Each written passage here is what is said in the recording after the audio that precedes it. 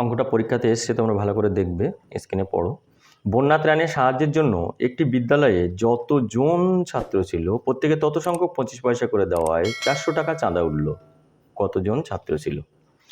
তাহলে 400 টাকা আর ওদিকে দিয়েছে 25 পয়সা, আমি বাই 25 করে দিলাম, কিন্তু এটা তো টাকা।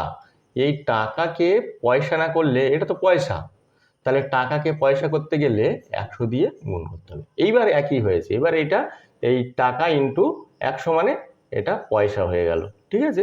এবার পয়সা বাই পয়সা ঠিক আছে, নাহলে টাকা বাই পয়সা এটা হয় না, পয়সা বাই পয়সা একই করে নিতে হয়।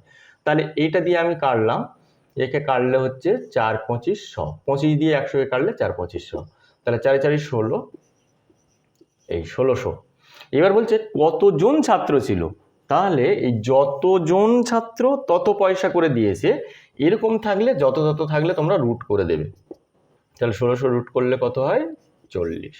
তাহলে কারণ এই যে 16 রুট হচ্ছে 4, আর রুটের মধ্যে দুটো সংখ্যা থাকলে একটা হয়ে যায়, মানে দুটো শূন্য আছে তাহলে একটা শূন্য, যদি 4টে শূন্য থাকলো তাহলে দুটো শূন্য হতো, রুট উঠে গেলে।